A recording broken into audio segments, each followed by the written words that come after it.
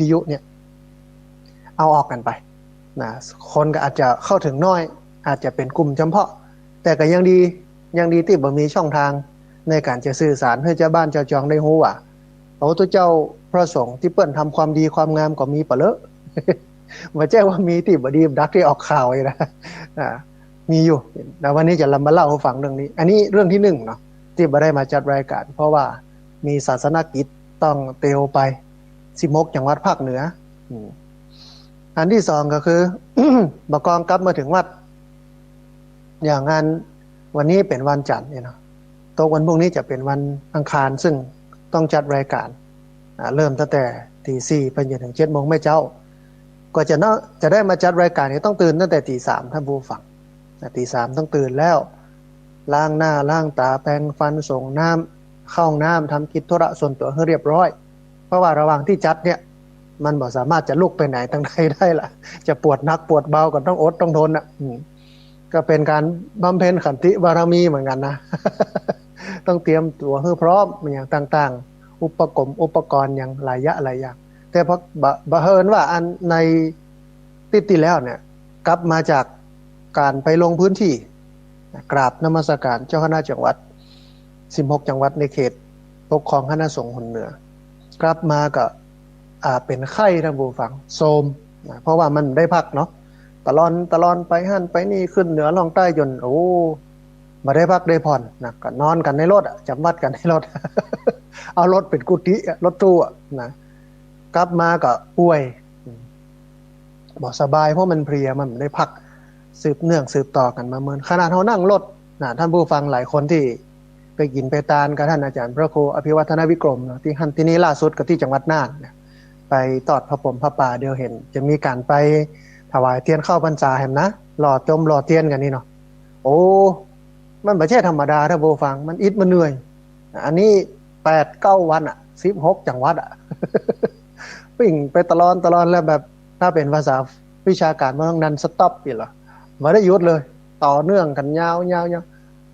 จนคนขับรถบ่ไหวนะกลับมากับป่วยวันนั้นก็เลยส่งข้อความไปทางไลน์หาท่านอาจารย์พระครูอภิวัฒนวิกรมว่าวันพรุ่งนี้ขอยั่งสักวันนึงครับเนอะเพราะว่าป่วยนะสุขภาพพอดีก็ไปฉีดยานะลูกศิษย์ที่เป็นหมอเพิ่งก็ดูแลเพิ่งก็เดือดร้อนนะว่าอาจารย์บ่พักบ่พรเนี่ยแต่ว่าตอนนี้ดีขึ้นแล้วท่านผู้ฟังนะฟื้นขึ้นอย่างขึ้นจื่นแล้วนะมีพลังแล้วก็เลยมาจัดรายการมามากับท่านผู้ฟังในวันนี้นะท่านผู้ฟังในช่วงแรกเนี่ยจะเรื่องการลงพื้นที่ไปติดตามลำตัวครูบาอาจารย์เจ้าคณะจังหวัด รองเจ้าคณะจังหวัดประธานคณะกรรมการฝ่ายสาธารณสงเคราะห์ของจังหวัดแต่ละจังหวัดในการกระตุ้นกระเตื้องเกื้อกูลหนุนเสริมเพื่อเพิ่นทำงานด้านสาธารณสงเคราะห์เพื่อนักขึ้นมาเล่าให้ท่านผู้ฟังทั้งหลายได้ฟังกันอาจจะบ่ลงรายละเอียดภาษาวิชาการพี่น้องว่าอาจจะบ่ลงดีเทลอย่างนักแต่ว่าในช่วงที่2ของรายการเวลามีเยอะก็คือตี 5จนถึง7 โมงเนี่ยจะเอาแบบยิบย่อย แบบละเอียดลงทุกซอกทุกมุมรวมถึงข้อคิดความเห็นที่ได้จากการไปลงพื้นที่ติดตามลำตัวก็ถือว่าเป็นงานใหญ่ท่านผู้ฟัง เป็นงานนโยบาย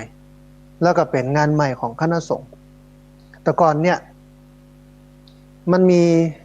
ความเชื่อมันมีความคิดซึ่งวันนี้ก็ยังมีคนหลงยุคคิดอย่างนั้นเชื่ออย่างนั้นนะว่าแต่ที่จริงแล้วเนี่ยพระเจ้าพระสงฆ์จะต้องปลีกวิเวกหรือหนีออกจากสังคมมายุ่งกับโลกปัญญากันว่าโลกกับธรรมเนาะมาไปยุ่งกับทางโลกทางโลกก็คือเรื่องเนี้ยเรื่องปากเรื่องต้องเรื่องเสวะหากินของเจ้าบ้านเจ้าจองเรื่องความเดือดร้อนความทุกข์ความยากตัวเจ้าบ่เกี่ยวอันนี้คือความคิดมาเก่านะความคิดบ่เก่าแต่บ่ใช่เก่าแต่นะ เก่าแท้ๆนั้นมันต้องเป็นกำเกิดของพระพุทธเจ้า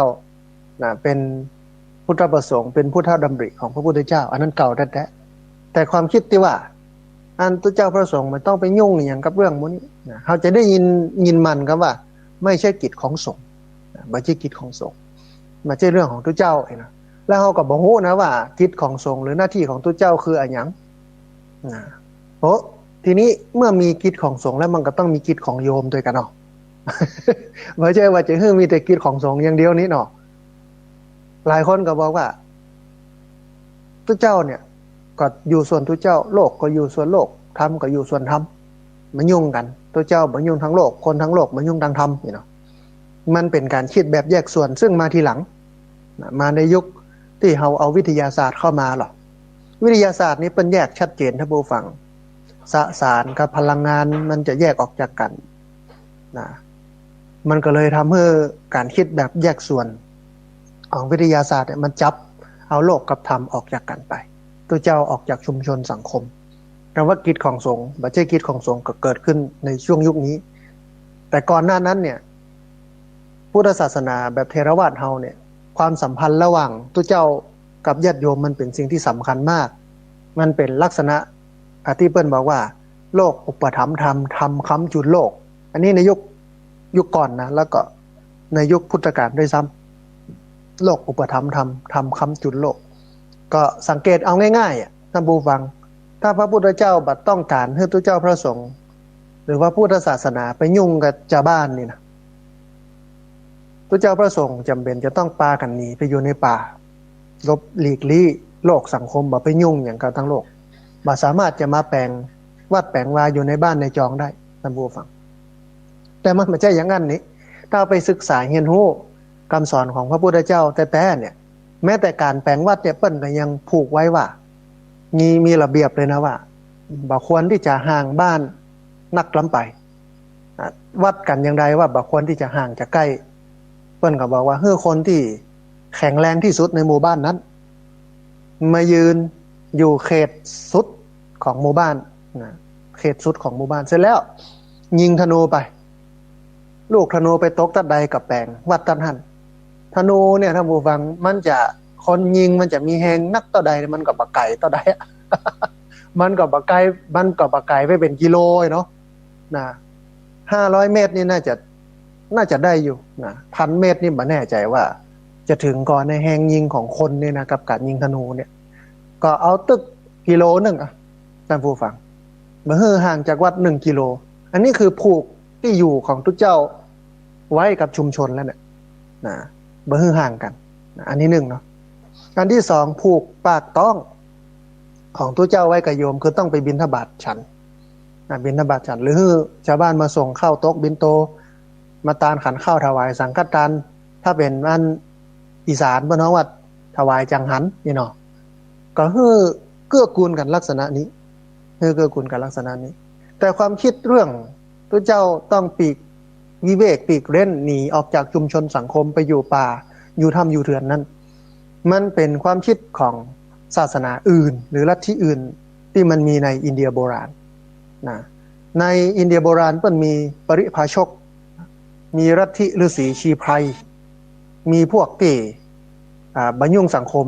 หมายความว่าเมื่อออกบวชแล้วก็ต้องตัดขาดจากทางโลกทันทีอันนี้เป็นความคิดของอินเดียโบราณหรอหมู่ลัทธิฤาษีชีไพรปริภาชกหมู่อันนิครนนักบวชนอกพุทธศาสนาหมู่นี้จะมายุ่งทางโลกปุดไปอยู่ถ้ำอยู่เถื่อนอยู่ป่าอยู่ดอยอันนั้นมันเป็นนักบวชนอกพระพุทธศาสนาลูกเขาจะไปเอาตัวเจ้าไปเป็นฤาษีใหญ่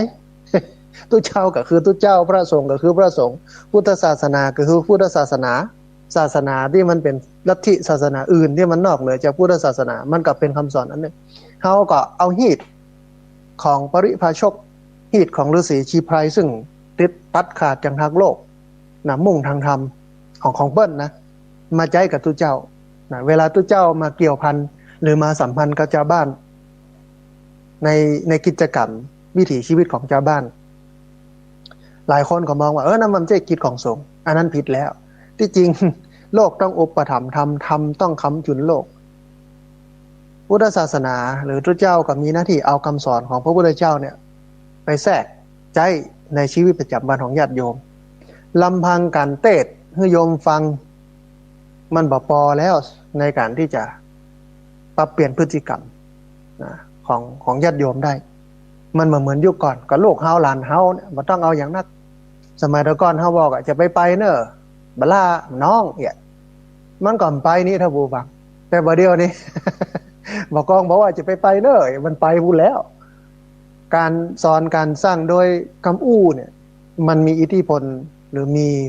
พลังน้อยในการจะเปลี่ยนพฤติกรรมของคนมันจำเป็นจะต้องเอามาจากคำอู้มาเป็นกิจกรรมเปลี่ยนวิชาการมาเป็นปฏิบัติการในภาษาวิชาการเหมือนว่าอย่างนั้นเปลี่ยนเอาวิชาการมาเป็นปฏิบัติการนะทุกเจ้าพระสงฆ์แต่ก่อนบทบาทของทุกเจ้าพระสงฆ์กระเตะให้กำลังใจโลกนะแต่นักกว่านั้นก็คือไปช่วยทำเรื่องของหงยุคหงยาหรอพุทธนำบ่อก่อศาลาบ่ใช่ว่าทุกเจ้าจะไปเป็นคนยะคนเดียวนะเปิ้นฮ้องว่าไปเป็นตนบุญนั่งนักนั่นนำชาวบ้านเปิ้นทำอย่างครูบาเจ้าศรีวิจัยครูบาศรีวิจัยขออภัยไม่ใช่ครูบาเจ้าครูบาศรีวิจัยเนี่ยเป็นต้นแบบนะแปลงหั่นแปลงนี่ไปบูรณะวัดวาอารามต่างๆห้วยภาคเหนือล้านนานะแปลงโรงเรียนอย่างครูบาอภิชัยขาวปีเนี่ยอาตมาอยู่บ้านห้วยการบ้านห้องละปูนโลดทำบูฟังโรงเรียนบ้านห้วยการในอาคารหลังเก่าเนี่ยอันที่ปั้นลมมันนะหน้าบันมันเปิ้นก็จะติดโหบงัวไว้หั่นเท่ากับสงสัยว่ามันคืออะไรอย่างงัวไปสืบหู้มาทีหลังว่าอ๋อมันเป็นสัญลักษณ์ปีเปิ้งของครูบาอภิชัยขาวปีเปิ้นเปิ้งงัวครูบาเจ้าศรีวิชัยเปิ้นเปิ้งเสืออย่างเงี้ยมันบ่งบอกว่าโอ้ครูบาอาจารย์ตุเจ้าพระสงฆ์สมัยก่อนเนี่ยเปิ้นเกื้อกูลสังคมชุมชนหรอกเพราะทุกข์ของคนมันมีสองอย่างทุกข์ทางโลกกับทุกข์ทางธรรมโลกิยะทุกข์และโลกุตระทุกข์โลกิยะทุกข์ก็คือทุกข์เรื่องปากเรื่องท้องเรื่องปัจจัย4นี่กะโลกุตระทุกข์ก็ทุกข์ที่มันอยู่ในอกในใจก็เป็นเรื่องของกิเลสเป็นเรื่องของการยึดถือยึดมั่นถือมั่นที่ทำให้เกิดความทุกข์เวลาจะดับทุกข์ของคนเนี่ยมันก็ต้องดับ2ส่วนนี้นะทุกข์ดับทุกข์ส่วนกายกับดับทุกข์ส่วนใจแม้แต่การปฏิบัติธรรมเพื่อจะให้เข้าถึงธรรมเนี่ยมันก็ต้องอาศัยสถานที่เปิ้นฮ้องว่าอาศัยความเหมาะสมภาษาวิชาการเปิ้นฮ้องว่าสัปปายะอาศัยความสัปปายะบ่ว่าจะเป็นสถานที่อาหารบุคคลสิ่งแวดล้อมหรอกโอ้เราจะไปปฏิบัติธรรมไฟไหม้ป่าอยู่ข้างวัดนั่นควันบุ้มเข้าวัดตุเจ้าก็จะเหม็นเนาะเดินจงกรมนั่งสมาธิญาติโยมก็จะพากันเดินจงกรมนั่งสมาธิโดยที่บ่สนใจยายดีไฟมุ้มควันเข้าวัดเข้าวาโดยติ่มไปดับไปพอไปกอยเลยเนี่ยมันก็เป็นใจตี้มันก็ระบุฟังแล้วควันเนี่ยอันนี้เอาเฉพาะควันมันก็บ่เลือกว่าโอ้อันนี้เป็นวัดเฮาบ่เข้าคนปฏิบัติธรรมเต็มหันบืดพอดูถึงตุเจ้าถึงงานแม่ขาวนั่งสมาธิเดินจงกรมกันเฮาเข้าไปที่อื่นดีกว่ามันไม่ได้เลือกอย่างนั้นนี้มันก็ใส่เข้าไปค่ะเต็มวัดเต็มวาแล้วเพราะฉะนั้นโลกกับธรรมมันต้องไปด้วยกันแต่มันมีคนหลงยุคมันมีคนที่ไม่เข้าใจคำสอนในศาสนาพยายามเอาหีดของลัทธิฤาษีชีพายมาครอบตุเจ้าแล้วมองการปฏิบัติเพื่อบรรลุธรรมของตุเจ้าพระสงฆ์และญาติโยมชาวพุทธเฮาเนี่ยเป็นเพียงการจะต้องไปเดินจงกรมนั่งสมาธิเท่านั้นทั้งที่การเข้าถึงธรรมหรือการปฏิบัติธรรมเนี่ยมันมีทั้งการลืมตาโดยเฉพาะวิปัสสนากรรมฐานตามแนวสติปัฏฐาน4เนี่ยปั้นเน้นการเอาสติมาใช้ในชีวิตประจำวันตั้งแต่ยืนเดินนั่งนอนดอกครบหมดกินดื่มทำพูดคิดคู่เข้าเหยียดออกเหลียวล่าแลหลังก้มเงยแล้วการบรรลุธรรมถ้าเฮาเรียนรู้ศึกษาพุทธประวัติเนี่ยมันบ่ได้บรรลุธรรมเฉพาะในอิริยาบถนั่งสมาธิและหลับตาหรือเดินจงกรมเท่านั้นเพราะมันอยู่ในทุกอิริยาบถแต่คนหลงยุคและคนที่ไม่เข้าใจพุทธศาสนาท่องแท้ซึ่งก็สถาปนาตัวเองว่าเป็นคนรู้ศาสนานี่เนาะก็พยายามจะยัดเยียดว่าโอ้จะต้องไปหลีกเล่นอยู่ในป่าในเขาจะต้องอยู่ในอิริยาบถ นั่งสมาธิต้องอั้นเดินจงกรมต้องอั้นถึงจะชื่อว่าได้ปฏิบัติธรรมแล้วก็ได้บรรลุธรรมแต่ที่จริงแล้วมีวิถีชีวิตอยู่กับโลกเนี่ยมันก็สามารถที่จะทำให้เราบรรลุธรรมได้ใครเป็นตัวอย่างกับนางวิสาขามหาอุบาสิกาโลอนาถปิณฑิกะเศรษฐีโล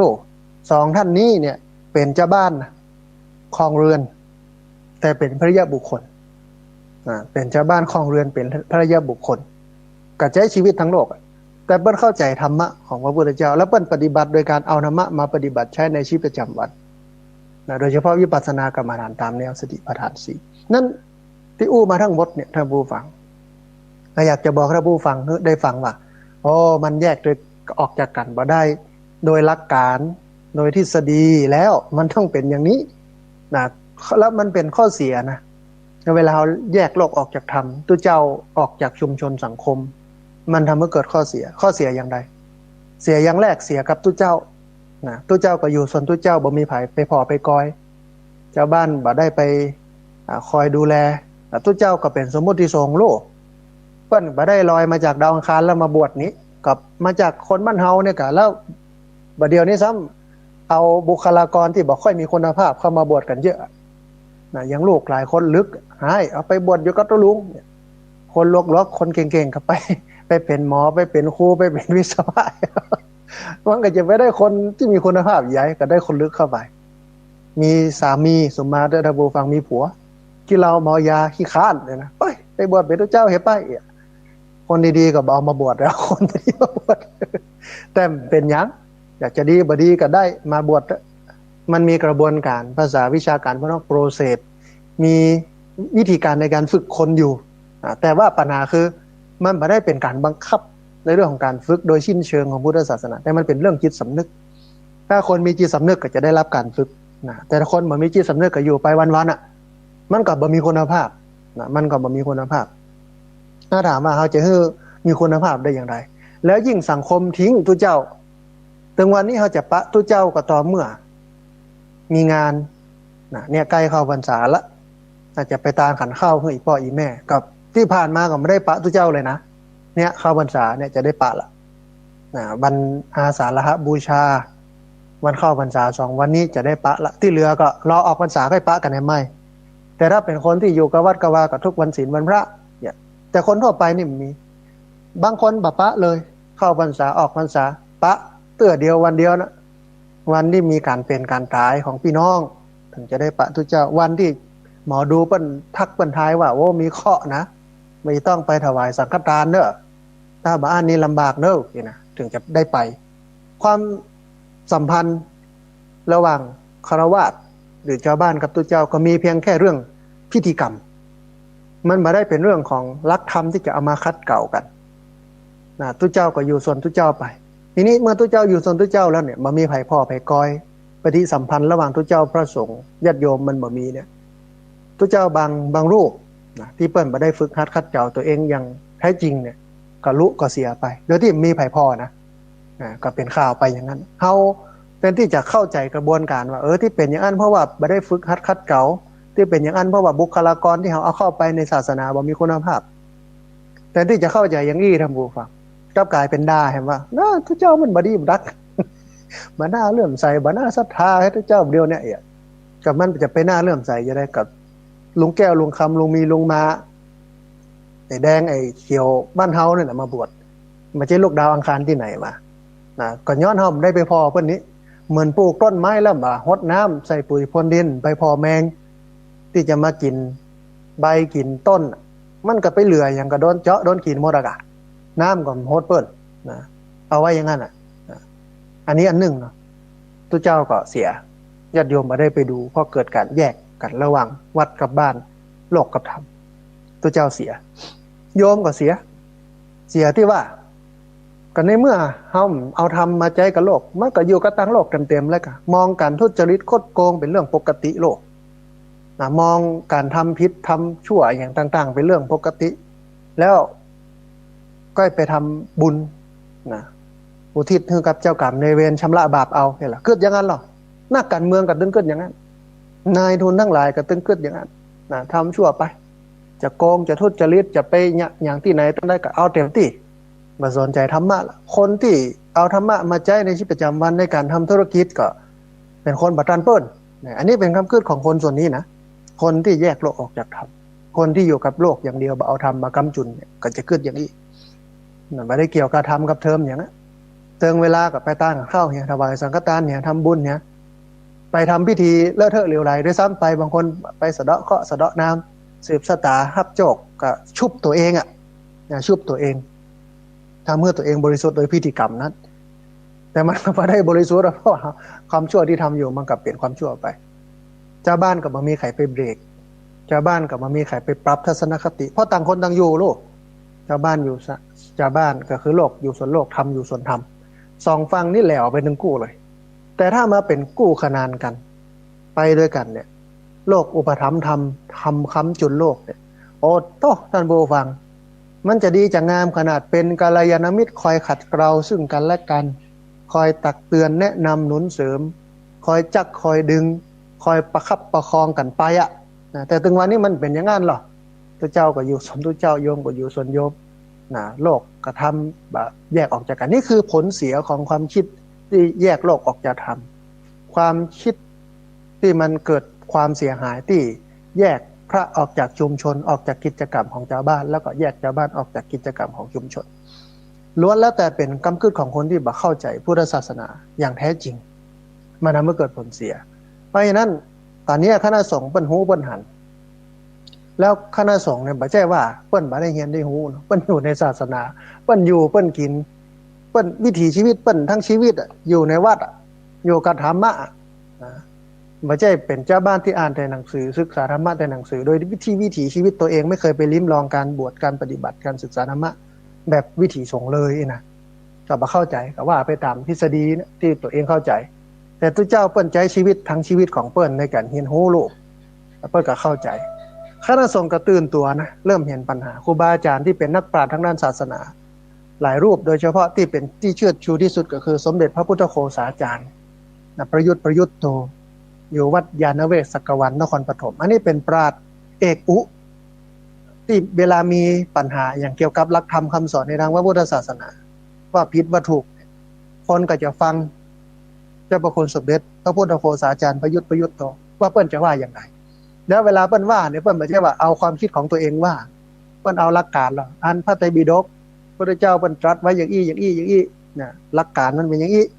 นะถ้าเรื่องนี้มันไปตรงกับหลักการนี้ก็ถูกต้องถ้ามันขัดกับหลักการก็ผิด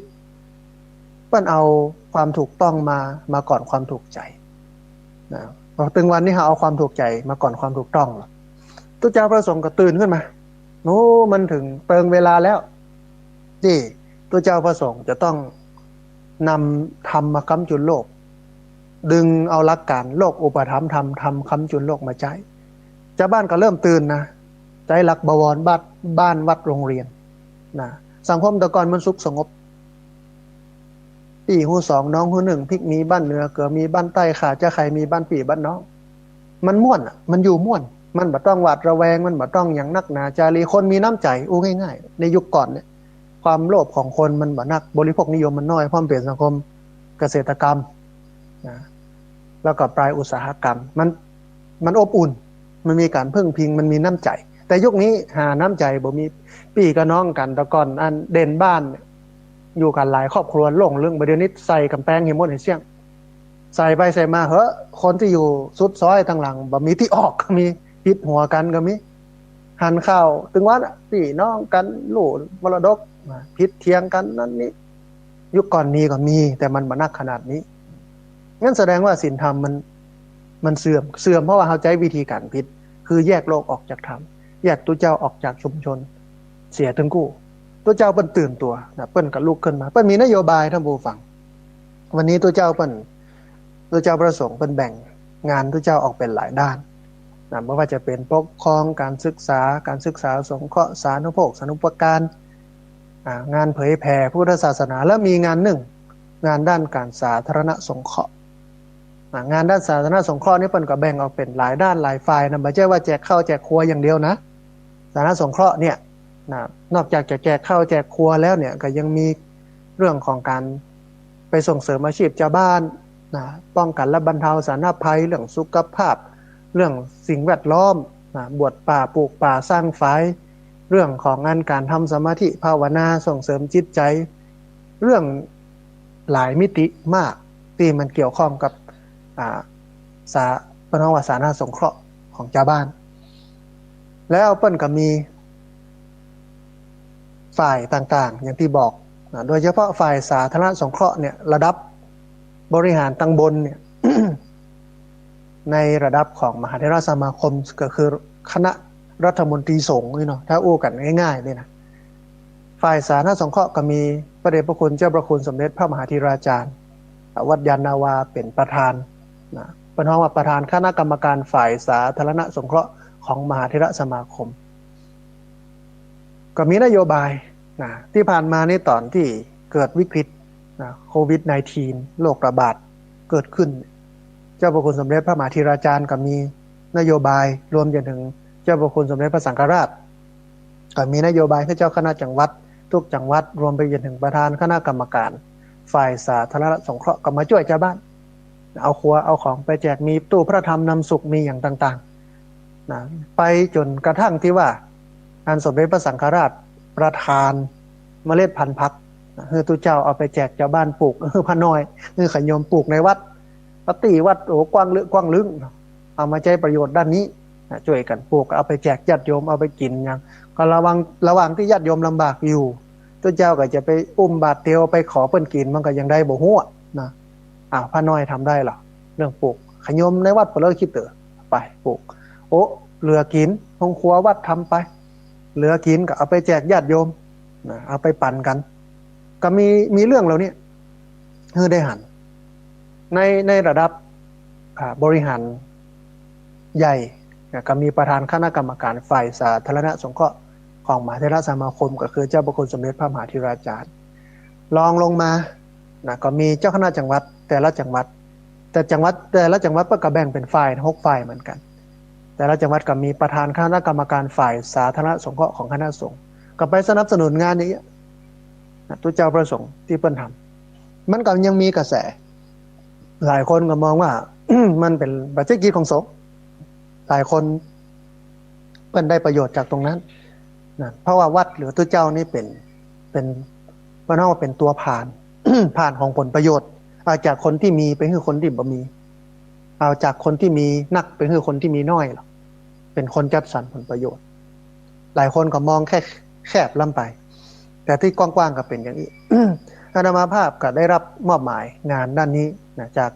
เจ้าพระคุณสมเด็จพระมหาธีราจารย์ว่าลองไปเก็บข้อมูลดูว่าแต่ละจังหวัดมีรูปไหนพ้องที่เปิ้นทำงานด้านนี้ชัดเจนครบ5-6ด้านนี้เนาะโดยเฉพาะงานด้านสาธารณสงเคราะห์ไม่ว่าจะเป็นเรื่องของสาธารณสงเคราะห์ป้องกันบรรเทาสาธารณภัยเรื่องอาชีพเรื่องสิ่งแวดล้อมเรื่องพัฒนาจิตใจญาติโยมสาธารณสงเคราะห์หลายเรื่องหลายด้านเนี่ยคือมันครบด้านหรือว่าทำด้านใดด้านหนึ่งที่เด่นไปดูก็เก็บข้อมูลทุกจังหวัด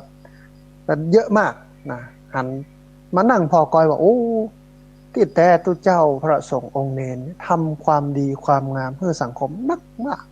จะมาเป็นข้าว แต่ที่เป็นข้าวเนี่ยอ๋อมันเป็นข้าวตุเจ้าบดีตรงนั้น แต่ที่ดีๆนี่ตึงมีใครไปถ่ายไปทำอาตมาภาพไปหันเป็นทำกันนะหลายรูปหลายตนหลายองค์นะบอกว่าจะเป็น พระในระดับพระสังฆาธิการเป็นเจ้าคณะจังหวัดรองเจ้าหน้าจังหวัดเป็นเจ้าหน้าอำเภอก็ดีเป็นพระธรรมดาก็ดีก็มีทำกันนักกันหลายนะ ไปพอจังหวัดแรกก็คือจังหวัดเชียงรายไปวันนั้น ไปจับเปิ้นอบรมพระหิลานุปถาก็คือพระที่จะไปดูแลทุเจ้าเจ็บป่วยในจังหวัดท่านรวมไปจนถึงไปดูแลญาติโยมเหมือนอสม.แต่เป็นอสม.ทุเจ้าดูแลทุเจ้าด้วยกันก่อนแต่ก็มีเวลาก็ไปดูแลญาติโยมไม่ใช่ว่าไปเจ็ดเนื้อเจ็ดตัวไปเปลี่ยนแพมเพิร์สเนื้อใช่นะกับไปกับหมออนามัยนะไปกับหมู่อสม.เนี่ย เวลาอสม.เปิ้นลงไปดูแลคนป่วยติดเตียงทุเจ้าก็ไปให้กำลังใจผูกข้อไม้ข้อมือเอาขนมนมเนยไปให้เปิ้นให้กำลังใจเปิ้นเตี่ยนะเปิ้นอบรมกันหั่นพอดีมีหลวงพ่อเจ้าคณะจังหวัดเชียงรายที่เปิ้นอันเป็นประธานในการอบรมก็คือหลวงพ่ออันพระรัตนมุนีเจ้าคณะจังหวัดเชียงรายเป็นประธานเปิดให้โอวาทอยู่ที่หั่นแล้วก็ได้ปะหลวงพ่อรองเจ้าคณะจังหวัดเชียงรายแล้วก็หลวงพ่อเพิ่นเป็นประธานคณะกรรมการฝ่ายสาธารณสงเคราะห์ของคณะสงฆ์จังหวัดเชียงรายตัวคือหลวงพ่อพระพุทธญาณมุนีวัดพระธาตุผาเงาวัดพระธาตุผาเงาวันนั้นเพิ่นอบรมกันที่วัดพระแก้วเชียงรายกับพระผู้รักผู้ใหญ่ก็เข้าไปกราบหลวงพ่องานวัดพระธาตุผาเงาเนี่ยโอ้เปิ้นเป็นพระนักอนุรักษ์ล่ะวัดเปิ้นมีเป็นพันไร่800-900ไร่เป็นพันไร่ใครที่เคยไปวัดพระธาตุผาเงาเชียงรายก็คงได้เห็น อนุรักษ์ทรัพยากรธรรมชาติสิ่งแวดล้อมมันบอกว่าถ้าสมัยนั้นถ้าแบบเนี่ยถนนแวดดอยเกณฑ์นี้นะแกบอกว่าบ่เหลือแล้ว บ่เหลือแล้ววันนี้ที่ท่านมีสมุนไพรที่เอามาเนี่ยยาสมุนไพรให้กับญาติโยม แล้วก็เดี๋ยวจะเอาทุเจ้าไปอบรมเรื่องการทำยาสมุนไพรนะเรื่องของการดูแลญาติโยมเรื่องสมุนไพรพื้นบ้านพื้นเมืองก็เป็นประโยชน์นี่ท่านผู้ฟังทุเจ้าก็จะมาดูแลตัวเองตัวรักษาธาตุขันธ์ของตัวเก่าตัวแล้วก็ไปดูแลชาวบ้านตัวไม่หันพระหนุ่มเน้นน้อยมีมันฮ้องว่าจิตอาสาลุกขึ้นมามาจะมาดูแลตัวเจ้าด้วยกันจะมาดูแลญาติโยมในชุมชนเรื่องเจ็บเป็นเย็นไข้เรื่องจิตใจเขาก็ดีใจว่าเนี่ยมันเป็นสิ่งที่ดีอ่ะบัดต้องไปอู้ถึงเรื่องของไหว้พระสวดมนต์นั่งสมาธิอันนั้นเปิ้ลก็ถึงเนี่ยทำวัดเจ้าถึงวันอยู่แล้วทำประจำอยู่แล้วแล้วก็อย่างที่ว่าเนี่ยการปฏิบัติธรรมเนี่ยมันไม่ใช่แค่นั่งรับตาทำสมาธิหรอกมันอยู่ในที่ทุกสถานมันอยู่ในการทุกเมื่อมีสติกับการดำเนินชีวิตยืนเดินนั่งนอนกินดื่มทำพูดคิดเนี่ยก็เป็นการปฏิบัติธรรมแล้วนะก็ได้ไปเห็นก็เป็นที่น่าดีใจอันนี้จังหวัดแรกจังหวัดเชียงรายจังหวัดที่สองไปจังหวัดพะเยาท่านผู้ฟังไปปะหลวงพ่อพระราชปริยัติเจ้าคณะจังหวัดพะเยาอยู่วัดศรีคมคำหลังกุฏิเปิ้ลท่านผู้ฟังอดเจ้าบ้านญาติโยมพระเนนพระน้อยเจ้าจ้อยกันปลูกพักเต็มหลังวัดน่ะอันหิมกวานพะเยาหั่นน่ะก็ได้แล้วก็เนี้ยเอาไว้ให้ชาวบ้านได้กินได้ใช้ในยามวิกฤตนะในยามวิกฤตจังหวัดพะเยาเสร็จจากจังหวัดพะเยาแล้วก็ทะลุไปหรือว่าซดไปจังหวัดแพร่ไปกราบนมัสการพระเดชพระคุณหลวงพ่อพระราชเขมากรเจ้าคณะจังหวัดแพร่วัดพระบาทมิ่งเมืองวรวิหารแต่ไม่ได้ไปที่วัดพระบาทมิ่งเมืองหลวงพ่อเพิ่นไปทำศูนย์ปฏิบัติธรรมแดนพุทธภูมิอยู่ที่อำเภอร้องกวางไปถึงปุ๊บลองไปปะใส่อันไปตอนเช้าท่านผู้ฟังก่อนเข้างานเนาะก่อนฉันพระทหารเช้าไปปะใส่หลวงพ่อพระราชเขมากร กำลังนั้นหดน้ำก็ไม้อยู่ ปาพระเนนหดน้ำต้นไม้เปิ้นไปแปลงสวนท่านผู้ฟังนะเอาเมล็ดพันธุ์ที่สมเด็จพระสังฆราชประทานมาเนี่ย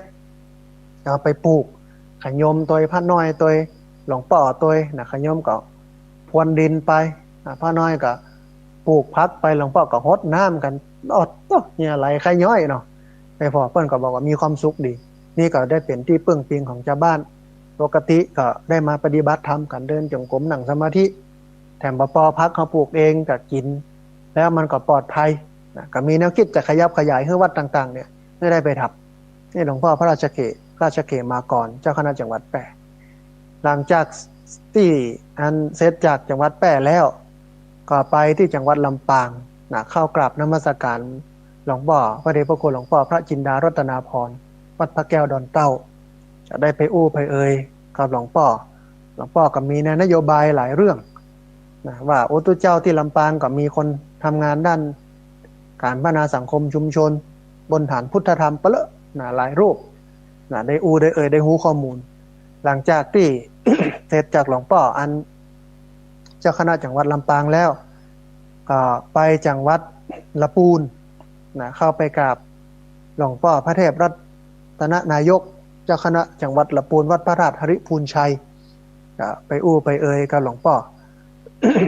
หลวงพ่อก็บอกกล่าวว่ามันไม่ใช่แค่เรื่องสาธารณสงเคราะห์นะมันมีกองทุน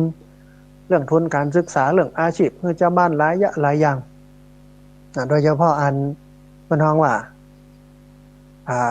การตานของวัดพระราชหฤพูนชัยเนี่ย มันเป็นการตานใหญ่ตานหลวงตานใหญ่ตานหลวงทุกปีแล้วก็ปัจจัยที่ได้เนี่ยก็กระจายไปหัววัดต่างๆวัดต่างๆเอาไปบูรณะซ่อมแซมวัดวาเอาไปช่วยเหลือสังคมชุมชนก็มีพระคีรานุปถากมีเรื่องของการรักษาทรัพยากรธรรมชาติสิ่งแวดล้อมหลายอย่างจากจังหวัดละปูนแล้วก็ไปจังหวัดเชียงใหม่ไปกราบพระเดชพระคุณหลวงพ่อพระเทพปริยัติเจ้าคณะจังหวัดเชียงใหม่วัด7 ยอดก็หมอไปปะใส่หมอเปิ้นมาพอดีท่านผู้ฟังมันมาอบร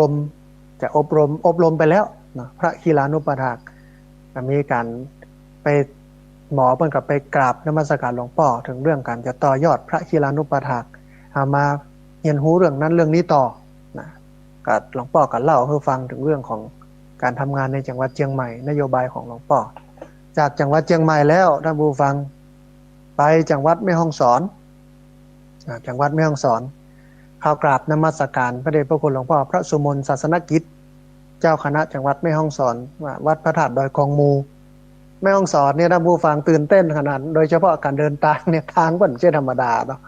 ไปปะอันเจ้าบ้านมันเก็บเห็ดทอบกันมาพอดี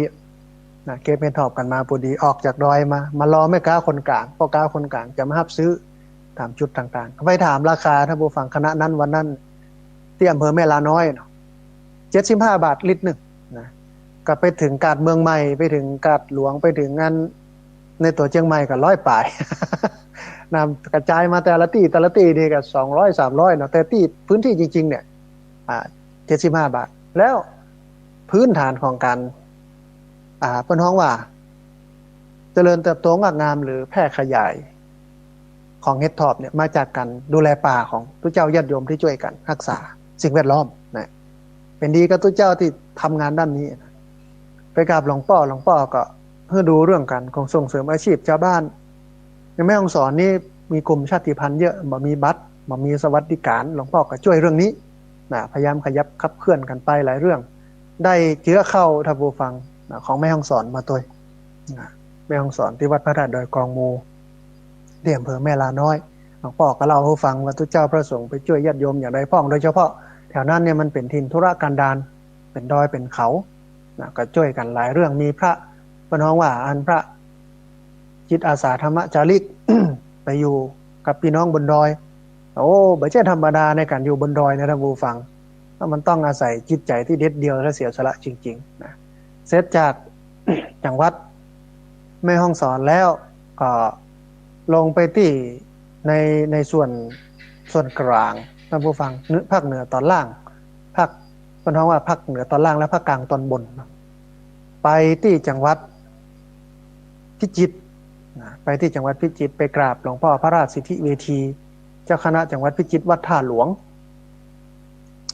ก็เห็นการทำงานของทุกเจ้าพระสงฆ์ที่เปิ้นอยู่ภาคเหนือตอนล่างภาคกลางตอนบนเนาะในส่วนของพิจิตรเนี่ยหลายเรื่องหลายอย่างมีกองทุนโน่นนี่นั่นไปแปลงบ้านให้คนทุกข์คนยาก ช่วยเหลือคนพิการคนยากคนไร้มีทุนการศึกษาโดยเฉพาะอันพระหนุ่มเลขาเปิ้นเป็นพระหนุ่มเนาะก็ทำงานเต็มที่นะเราได้หันพระสงฆ์ที่ทำงานมีเครือข่ายของเปิ้นด้วยนะทุกอำเภอเนี่ยมีเครือข่ายตัวเห็นพระหนุ่มน้อยๆขึ้นมาลุกขึ้นมาทำการทำงานได้รับการหนุนเสริมจากพระผู้ใหญ่แล้วก็มีภาคชาวบ้านมีหน่วยงานรัฐมีพัฒนาสังคมและความมั่นคงของมนุษย์เข้าไปช่วยเพิ่นตัวนะหลังจากที่ ไปกราบหลวงพ่อพระราชสิทธิเวทีเจ้าคณะจังหวัดพิจิตรแล้วก็ไปจังหวัดนครสวรรค์ไปกราบหลวงพ่อพระเทพปริยัติเมธีเจ้าคณะจังหวัดนครสวรรค์วัดนครสวรรค์ก็ได้ไปฟังหลวงพ่อหลายเรื่องหลายอย่างในนครสวรรค์ก็มีการทำงานหลายด้านนะทุกเจ้าพระสงฆ์ก็มาช่วยกันนะหลังจากนั้น ก็ไปกราบหลวงพ่อพระครูวชิระปัญญากรรองเจ้าคณะจังหวัดกำแพงเพชรประธานคณะกรรมการฝ่ายสาธารณสงเคราะห์ของคณะสงฆ์จังหวัดกำแพงเพชรวัดบ่อ300,000ที่อำเภอเมืองเพราะว่าหลวงพ่อเจ้าคณะจังหวัดท่านชราภาพก็เลยมอบหมายงานด้านนี้ให้กับหลวงพ่อรองเจ้าคณะจังหวัดกำแพงเพชรก็ไปพอที่วัดเปิ้นก็เป็นศูนย์ บรรเทาป้องกันและบรรเทาเรื่องผลกระทบจากโรคโควิดนะเปิดโรงทานแจกนั่นแจกนี่ช่วยเหลือชาวบ้านหลายเรื่องหลายอย่างอาชีพนะมีการฝึกอาชีพด้วยนะเรื่องสุขภาพเรื่องโน้นนี่นั่นเราเป็นที่น่าชื่นใจจากจังหวัดกำแพงเพชรแล้วกับมุ่งตรงท่านผู้ฟังไปที่จังหวัดเพชรบูรณ์เพชรบูรณ์นี่ก็ เข้าไปกราบหลวงพ่อพระศรีพัชโรดมเจ้าคณะจังหวัดเพชรบูรณ์วัดมหาธาตุไปไปกอยเพิ่นก็บอกว่าก็มีทุกเจ้าพระสงฆ์พระนุ่มนะในพื้นที่เนี่ยที่เปิ้นทำงานอยู่กับหมู่พี่น้องเจ้าเขาที่เพชรบูรณ์มีอาชีพมีเรื่องส่งเสริมอาชีพเรื่องสวัสดิการเรื่องของสุขภาพของชาวบ้านพี่น้องเรื่องชาวบ้านปฏิบัติธรรมนี่มีทุกที่อยู่แล้วนะอันตื่นเต้นน้อยหนึ่งขากลับลงดอย เพชรบูรณ์นะยางรถกับถ้าอย่าใจกันมานานมาเมินแล้วก็วิ่งกันจนยางรถระเบิดนะท่านผู้ฟังแต่หน้าบุญมันเป็นอย่างสักอย่างนะโชเฟอร์มันขับรถเก่งกับเปลี่ยนยางรถกันไปเสร็จแล้วก็ไปจังหวัด พิษณุโลกเข้าไปกราบหลวงพ่อพระราชรัตนสุธีเจ้าคณะจังหวัดพิษณุโลกหลวงพ่อนี่ก็เป็นนักพัฒนามีสวนมะพร้าวเมื่อชาวบ้านได้มาทำอาชีพมีหลายเรื่องนะหลายอย่างแล้วก็ไปที่จังหวัดสุโขทัยไปกราบหลวงพ่อพระราชวิมลเมธีวัดหนองโวงสุโขทัยอันนี้ก็อันเด่นในเรื่องของพระกิลานุปถากอบรมมือพระมาดูแลเรื่องสุขภาพทุกเจ้าโดยการดูแลญาติโยมพัฒนาวัดให้เป็นแหล่งเรียนรู้ธรรมะให้เป็นแหล่งส่งเสริมอาชีพให้คนได้มาศึกษาและปฏิบัติธรรมจังหวัดสุโขทัยหลังจากนั้นก็จะมีไปจังหวัดตากเข้าไปกราบพระเดชพระคุณหลวงพ่อพระเทพสิทธาคมเจ้าคณะจังหวัดตากวัดท่าไม้แดงหลวงพ่อก็เป็นพระนักพัฒนาน่าสนใจมากท่านผู้ฟังอายุเยอะมาก80กว่าปีแต่ว่าหลวงพ่อก็บอกว่าสร้างเขื่อนเพื่อทำให้ชาวบ้านมีน้ำไว้ใช้กับการเกษตรเนี่ยอย่างน้อย5เขื่อนสร้างสะพานเชื่อมต่อการคมนาคมการขนย้ายเรื่องของงานผลผลิตทางการเกษตรเรื่องของการเดินทางข้ามสะพานแม่น้ำยมสะพานแม่น้ำน่านกันเนี่ยหลายสะพานแล้วก็ไปช่วยเหลือเรื่องอาชีพคนตกทุกข์ได้ยากโน่นนี่นั่นหลวงพ่ออายุ80เป็นพระนักสู้เป็นพระนักพัฒนาพระเทพสิทธาคมเจ้าคณะจังหวัดตากก็ได้ไปหันอย่างหลายอย่างไปจังหวัดอุตรดิตถ์หลวงพ่อเจ้าคณะจังหวัดปัญญากรโมลีเจ้าคณะจังหวัดอุตรดิตถ์ก็ไปกราบหลวงพ่อก็ให้ข้อคิดหลายเรื่องหลายอย่างแล้วก็ได้ชี้แนวว่าพระที่ทำงานในจังหวัดอุตรดิตถ์กับมีนักไปวัดนั้นเนี่ยมีกู้ภัยตัวท่านผู้ฟังตัวเจ้าก็ดูแลเรื่องกู้ภัยแต่ไม่ใช่ไปเก็บศพไปดูแลคนเจ็บคนรถจนก็มีเปิ้นก็มีขยมมีเจ้าหน้าที่เปิ้นแต่ตัวเจ้าก็หนุนเสริมไปจากการที่ได้ไปเนี่ยท่านผู้ฟังได้หันว่าตัวเจ้าพระสงฆ์ที่ทำงานเนี่ยกับสังคมยุมชนอันนี้แค่16จังหวัดภาคเหนือนะ16จังหวัดภาคเหนือเขาได้หันในอย่างหลายอย่างแล้วก็มีจังหวัดน่านเป็นจังหวัดสุดท้ายจังหวัดน่านเนี่ยมาไปกราบหลวงพ่อพระราชศาสนภิบาลรักษาการเจ้าคณะจังหวัดน่านวัดพญาภูแล้วเปิ้นกับนิมนต์หลวงพ่อพระสุนทรมุนีรองเจ้าคณะจังหวัดน่านวัดมิ่งเมืองมาตรวยกับมานั่งเมืองน่านนี่มีปัญหาเรื่องทรัพยากรเขาก็จะบ่นกันว่าเมืองน่านนี่เป็นเมืองภูเขาหัวโล้นปลูกข้าวโพดเยอะทั้งที่เป็นเมืองที่อุดมสมบูรณ์และเป็นต้นน้ำน่านนี่เนาะหลวงพ่อเพิ่นก็มีกิจกรรมอย่างหลายอย่างรวมไปจนถึงประธานคณะกรรมการฝ่ายสาธารณสงเคราะห์ของคณะสงฆ์จังหวัดน่านหลวงพ่ออาจารย์พระครูสุจินต์นันทกิจวัดโป่งคำเพราะเพิ่นมีโครงการดีเราท่านผู้ฟังสวมหมวกให้ภูเขาสวมรองเท้าให้ตีนดอยไปส่งเสริมอาชีพชาวบ้านอาตมากลับไปนะไปกินไปนอนไปพอเปิ้นทำงานเปิ้นมีชาวบ้านที่ทำเปลี่ยนจากการปลูกข้าวโพดมาปลูกผักอินทรีย์มาปลูกโน่นนี่นั่นผลไม้รากไม้อย่างไรอย่างหลวงพ่อก็ไปส่งเสริมอาชีพแล้วก็ในวัดในวาหั่นนี้ก็เป็นอันเป็นห้องจุดกระจายสินค้าชาวบ้านที่ปลูกแบบเป็นเกษตรอินทรีย์เป็นห้องเป็นสัมมาอาชีวะ1ในมรรคมีองค์8ประกอบอาชีพชอบชาวบ้านจะจองตามอำเภอต่างๆที่ปลูกบักฟักปลูกมันแก้วปลูกโน่นนี่นั่นก็เอามาส่งให้เปิ้นเอามาส่งให้เปิ้นก็เอาไปลูกศิษย์ลูกหาเปิ้นก็ไปจัดการเอาไปส่งห้างสรรพสินค้าต่างๆกระจายไปทั่วประเทศชาวบ้านก็มีรายได้แต่ว่ามันต้องตั้งอยู่บนเงื่อนไขคือต้องมีต้องเป็นเกษตรอินทรีย์บ่ใส่สารเคมีเนอะมีการรวมกลุ่มกันมีใจนโยบายสวัสดิการว่าต้องลดอบายมุขนะถ้าเข้ามาเป็นสมาชิกกลุ่มนี้แล้วจะไปยุ่งกับอบายมุขบ่ได้จะต้องซื่อสัตย์สุจริตมีสัจจะเนอะเพราะมันคัดเก่าคนได้หลายเรื่องหลายอย่างได้ไปหันไปพอไปกอยว่าเนี่ยคุณอุปการของพระเจ้าพระสงฆ์ที่มีต่อสังคมมันนักมากปกห่มสังคมเมื่อเริ่มเย็นอย่างที่เปิ้นว่าเนี่ยโลกอุปถัมภ์ทำค้ำจุนโลกในเชิงของตุกที่เปิ้นว่าโลกียะตุกที่มันเกิดจากต่างโลกเรื่องปากเรื่องต้องรวมไปถึงโลกุตละตุกมันที่มันเป็นเรื่องของการยึดติดเรื่องของการมาปล่อยวางพระเจ้าพระสงฆ์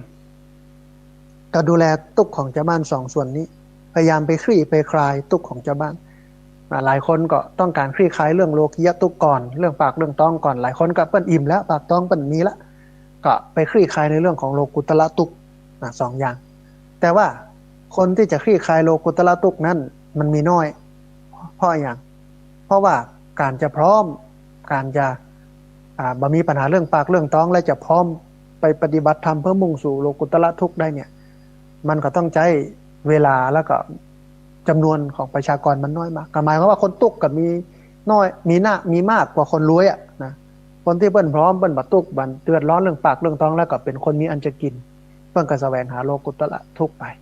การพ้นเข้าสู่โลกุตละทุกข์หลุดพ้นจากความทุกข์โดยสิ้นเชิงในเชิงของจิตใจแต่ส่วนชาวบ้านที่มันมีนักมากนะก็ต้องแสวงหาความหลุดพ้นจากความทุกข์เรื่องปากเรื่องท้องคือโลกิยะทุกข์ก่อนแต่ก็ไม่ได้หมายความว่าชาวบ้านที่เปิ้นกำลังแสวงหาการพ้นทุกข์ในเชิงโลกิยะทุกข์จะทิ้งโลกุตละทุกข์นะมันเป็นฐานนำไปสู่การหลุดพ้นในส่วนของโลกุตละทุกข์ด้วยไปด้วยกันแล้วที่เมืองน่านนี่พิเศษนะพอดีท่านอาจารย์พระครูอภิวัฒนวิกรมพร้อมคณะครูบาอาจารย์หลายรูปไปทำบุญถวายเทียนเข้าพรรษาตอดพระพรหมพระป่ากันแต่ที่จริงกับบัดได้เกิดว่าจะได้ไปที่หั่นเปิ้นก็นิมนต์เหมือนกันแต่ว่าด้วยความที่ตัวเก่าเนี่ยตลอนไปตามที่ต่างๆก็เลยตัดสินใจว่าโอ้ยมันจะต้องไปที่เมืองน่านวันนั้นก็คือวันที่ประมาณ21 22เนี่ย21เนี่ยไปเมืองน่านไปรถมา ไปรถมาเพื่อมาเจอกันที่หั่นเพื่อได้อีเนาะก็เลยไปปะกันกับญาติโยมที่หั่นกับปาครูบาอาจารย์ไปร่วมกินร่วมทานที่วัดหนองปลาคานาน้อยเนาะอำเภอนาน้อยจังหวัดน่านไปกินไปทานกันหั่นก็ได้ร่วมบุญกันพอดี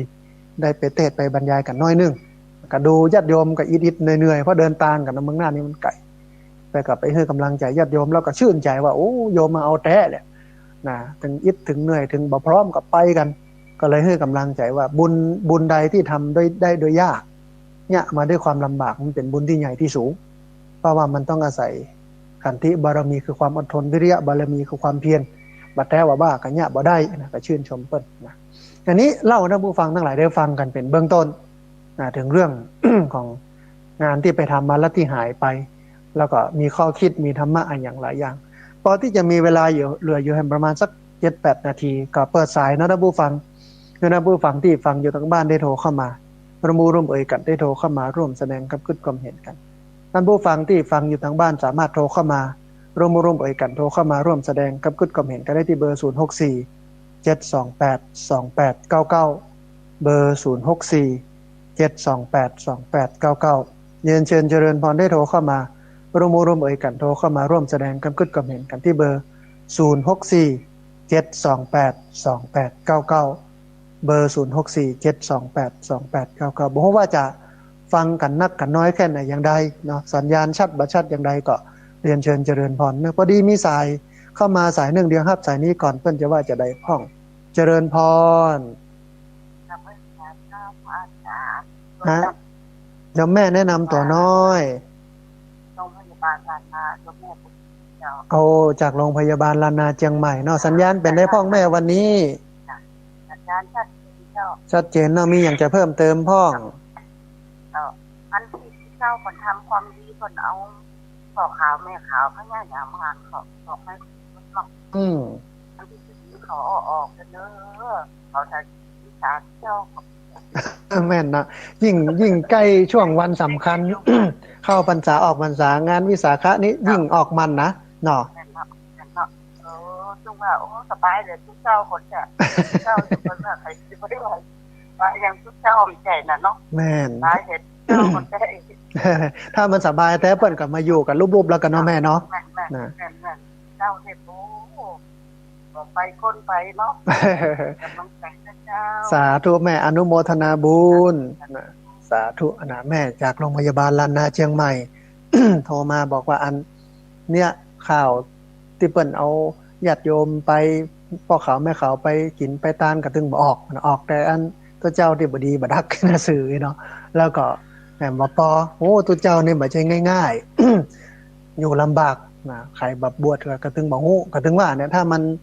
ม่วนแท้มันสบายแท้คนก็บวชกันคือประเดี๋ยวนี้ลดลงเหลือ 200,000 ต่ออันนะตัวเจ้าพระเนรทั่วประเทศเนี่ย 200,000 ต่ออันนะ น่าตกใจนะถ้าบูฟังเดี๋ยวจะอู้ประเด็นนี้ในช่วงที่สองพอดีมีสายเข้ามาหันสายหนึ่งเดี๋ยวฮับสายนี้ก่อนเปิ้นจะว่าจะได้พ้องเจริญพรครับไว้สาครับท่านพระครูเจริญพรคุณโยมแนะนำตัวน้อยผมก็ร้อยบุญฝันวโรครโทรมาจากเมืองฝางบ้านเสาหินครับผมบ้านเสาหินอำเภอฝางจังหวัดเชียงใหม่เนาะป้อน้อครับผมสัญญาณชัดเจนนี่เนาะป้อน้อชัดเจนครับผมอยู่ใกล้สถานีนี่ครับดีแล้วฟังจากสถานีไหนบ่ฮู้น้อสถานีวัดพระบาทอุดมครับดีแล้วป้อต้องอนุโมทนากับอันครูบาอาจารย์เปิ้นตัวเป็นกำลังใจให้ท่านด้วยครับสาธุอนุโมทนาบุญป้อได้กำลังใจจัดหนักหาพระที่เก่งๆอย่างนี้เป็นของหายากนะครับสาธุเป็นกำลังใจให้ท่านครับกับให้สาครับผมสาธุบุญรักษาพ่อสายที่2จากเชียงใหม่อำเภอฝางนะโทรเข้ามาฮื้อกำลังอกกำลังใจกัน อาตมาภาพ มองว่าตัวเก่าเป็นพนุ่มอยู่ พอสนองงานครูบาอาจารย์ได้อย่างนี้เขาก็ไปนะเขาก็มีความสุขกับการที่ได้ทำงานแล้วได้ไปหันนี้เขาชื่นใจและกึดในใจว่ามันต้องเอามาเผยแพร่นะที่จริงมีปะเลอะแต่สื่อบ่ไปจับเปิ้น มันมีไผไปถ่ายไปทำอย่างสักอย่างบางรูปเนี่ยโอ้ยขึ้นดอยห้วย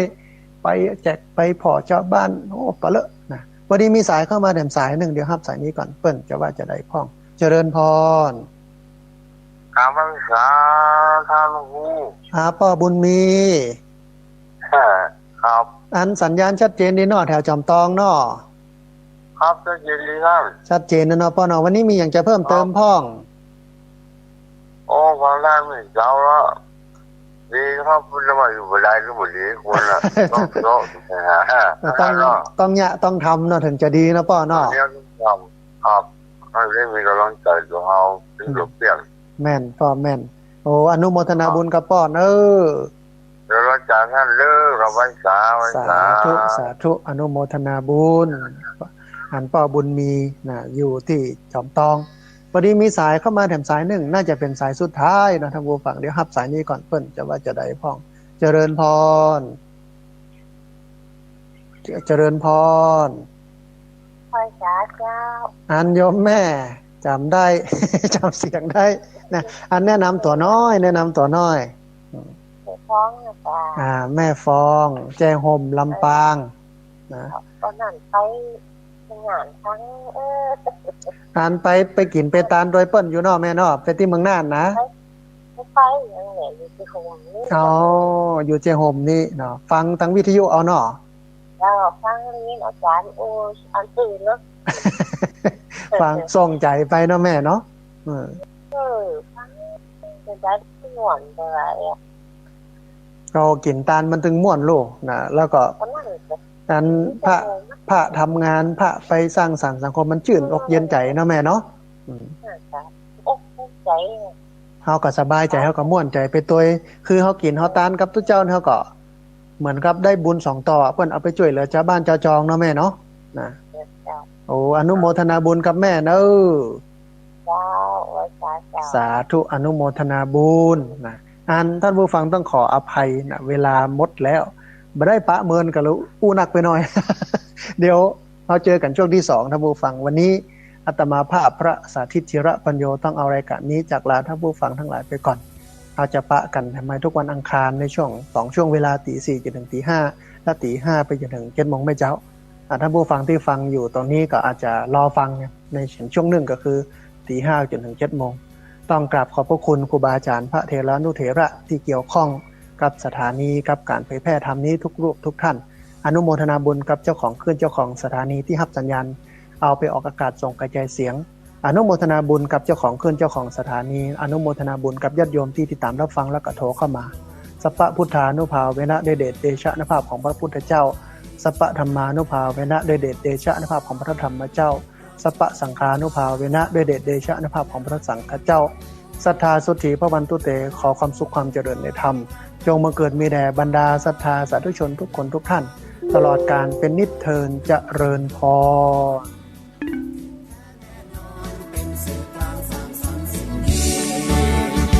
กำแพงเพชรเพชรบูรณ์ลำพูนน่านเราร่วมประสานงานสิ่งสำคัญนี้